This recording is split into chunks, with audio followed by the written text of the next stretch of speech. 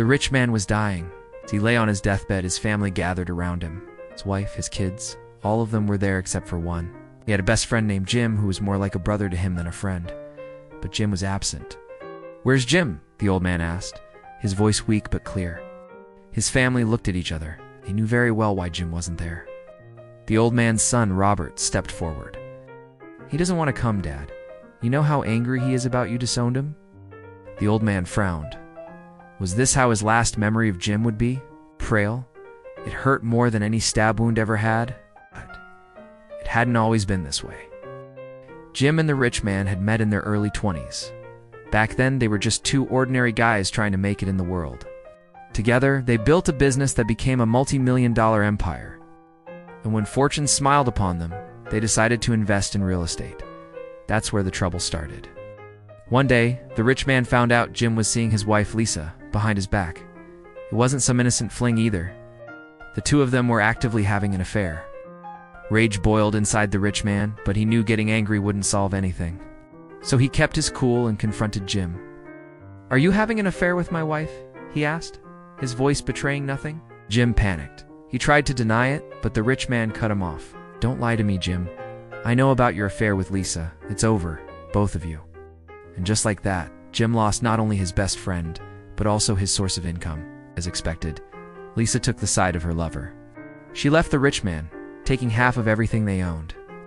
With his wealth reduced by half, and his heart even more, the rich man poured all his energy into his work.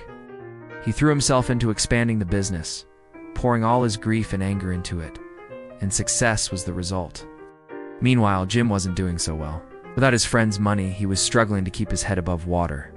His pride didn't allow him to ask for help from the one person he betrayed, so he suffered in silence. Years passed. The rich man forgot about the pain of betrayal and moved on with his life. But Jim never did. The rich man heard rumors about his former friend. Apparently, Jim had become a shadow of his former self. The man who once had big dreams and a bright future ahead of him was now a broken, bitter man barely scraping by. It made the rich man sad, but he couldn't bring himself to reach out. The wound was too fresh. Then one day, fate intervened. The rich man needed a favor from someone who knew the city's inner workings like the back of his hand. And who better than Jim? Even though years had passed since they last spoke, the rich man knew Jim would understand. To his surprise, Jim agreed to help him. As they worked on the project together, old memories resurfaced. They talked about their shared past, their dreams, and the good times they spent together. It was almost as if nothing had changed. The rich man could feel the old warmth between them, but he also saw the sadness in Jim's eyes. He noticed how his friend's shoulders were stooped, how his hands trembled slightly, and how his eyes lacked their usual sparkle. It broke the rich man's heart. By the end of the project, a tentative truce had been established. They were still far from being the close friends they once were, but it was a start. However, the rich man soon realized he might have pushed Jim away for good. Every time he tried to get closer, Jim would push him away. He would disappear for days without a trace, and whenever the rich man reached out, Jim would snap at him. One day, the rich man confronted Jim about it. "What did I do to you, Jim?" he asked, his voice echoing the pain in his heart. Jim looked at him, his eyes filled with a mix of emotions. "Why are you here, Robert? We're done. You know what happened? Why are you bringing it up?" The rich man flinched. Of course he knew what he was talking about. How could he forget the pain that had fractured their friendship? But the rich man couldn't understand Jim's bitterness. He had offered his friend a chance to rebuild their relationship, and yet Jim had rejected it. As days turned into weeks and weeks into months, the rich man grew increasingly worried about Jim.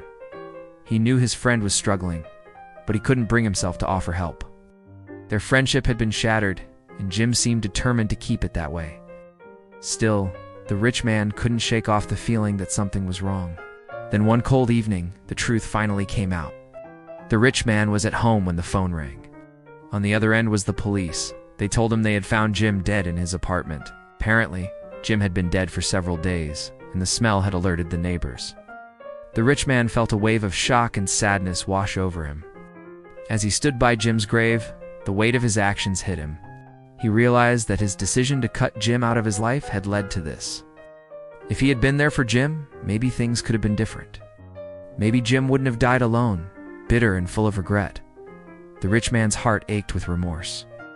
In his final moments, he thought about Jim's words. "What did I do to you?" The answer was simple, yet painful. "You betrayed me." But the rich man knew that wasn't the whole truth. There was more to their fractured friendship, more to Jim's bitterness. The rich man had been so focused on his own pain that he had failed to see Jim's. He had failed to understand that his friend was hurting. 2. The rich man buried his best friend, the one he had betrayed for money. And with his best friend's death, a part of him died too. The rich man's empire crumbled, his businesses failing due to lack of interest. He had thought money would bring him happiness, but all it had brought him was sorrow and regret. As he sat on his porch, old and frail, he thought about his life. He had it all: money, fame, power, but he had lost something far more precious: true friendship. In his final years, he wished for a second chance, a chance to fix what he had broken, a chance to tell Jim how sorry he was. But there would be no second chance. Jim was gone, and the rich man was left to deal with the consequences of his actions. The moral of the story is, don't betray your friends for money. True friendship is priceless and can never be bought or sold. Money may bring some things, but it cannot buy true friendship. Now it's time for you to make your voice heard. Which character do you think was right in the story? Let us know in the comments below. Also, remember to share this story with your loved ones. And that's all for today. Thank you for watching. Don't forget to subscribe for more amazing stories like this.